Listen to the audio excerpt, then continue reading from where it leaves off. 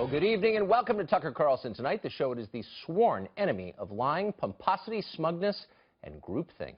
Students at American University, a $62,000 per year college in Northwest Washington, D.C., are demanding that one of the school's trustees be dismissed from his post for taking a meeting with Donald Trump.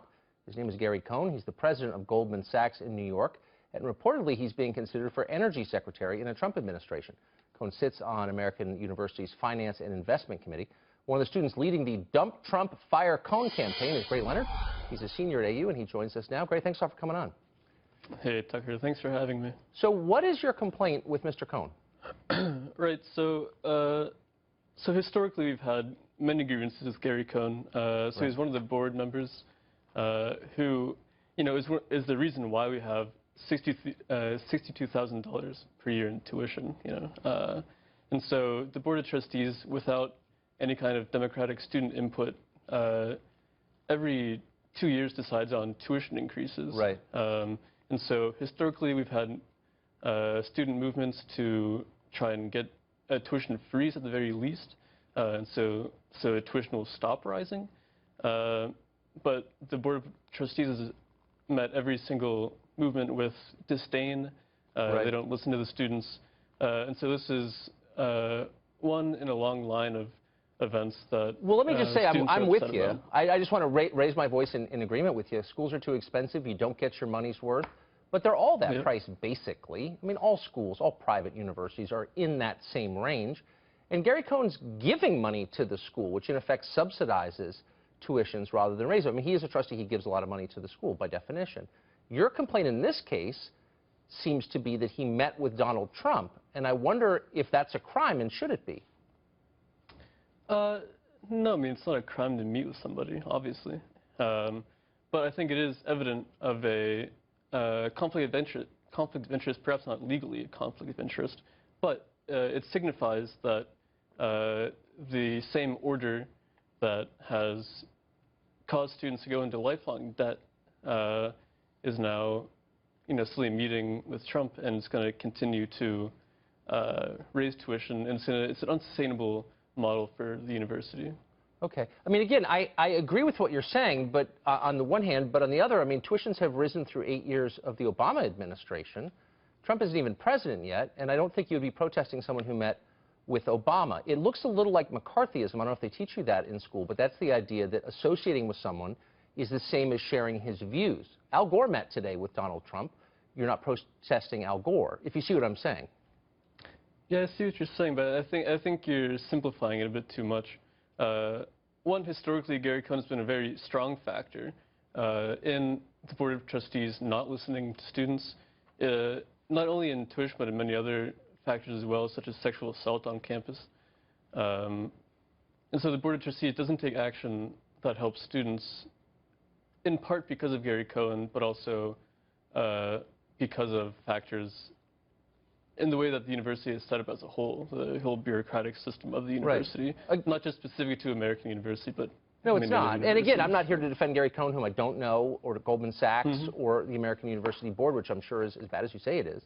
But I'm looking now at the statement that you put out on Facebook, which is Dump Trump, Fire Cohn. And of course, you can't fire Cohn because he's not paid. He's paying for the job, right? Yeah. But you accuse him of collaborating with the fossil fuel business, and I'm quoting, and other oppressive industries. And then you say he's beholden to big oil. So it suggests that anybody with any connection to fossil fuels is committing a sin. That's basically what you're saying in the statement. And I'm wondering, aren't we all? I mean, didn't you take a car to the studio tonight? Isn't that a high moral standard for you as a student to be setting for others?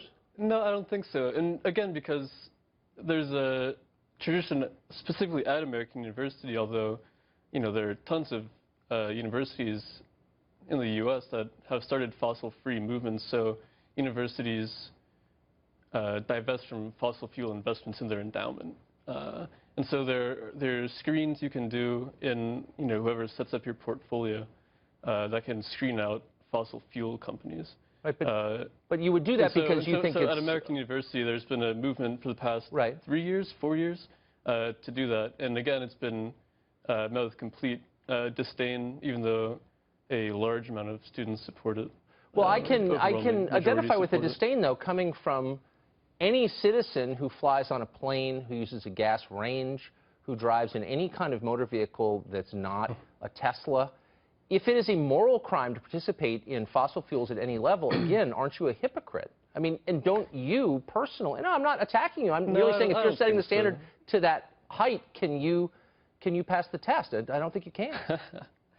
No, you know, it's reaching a bit far, Tucker. Really? To live by your own standards? That's an impossible dream for you? We're talking about a structural issue. And so, you know, because I have a plastic bottle of water right next to me doesn't mean I'm suddenly equal in terms of, you know, guilt compared to fossil fuel companies. So here's the point I guess I want you to ponder, though, Gray. Structural issues need to be met with structural demands, and that's exactly what we're doing. Because they don't demand anything of us. We can be upset about something we call a structural inequality without actually making personal changes. We can feel holy. We can consider them sinful. But here's my question to you.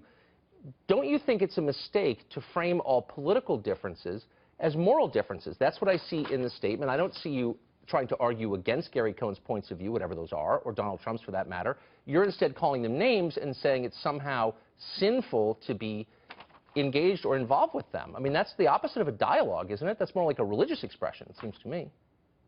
No, I think you have to maybe figure out the reasons why people are protesting Gary Cohn, but also other people who are close with Trump or are being considered by Trump a bit more broadly than a Facebook description of an event. And so, it's your Facebook page. There's a historical, I didn't write it, but there's a historical tradition at American University where the students have many grievances with Gary Cohn, and so that's specific to American University. Yeah. Okay. But also, you know, there's many factors, not just because somebody meets with somebody, why he would be protesting. It's like, you know, we're ignoring the fact that Gary Cohn is the president of Goldman Sachs, who benefits from exorbitant student loans. Right. It doesn't mention that perhaps because economic issues are too complicated for the students. All right, you know, we're out of time, Gray. I appreciate. I'm doing my best to understand. Extorting students, right, for money. You know, and Gary Cohn is approving, you know, the policy decisions. So. Okay. Thanks for joining us. We're doing our best to understand. Thanks a lot.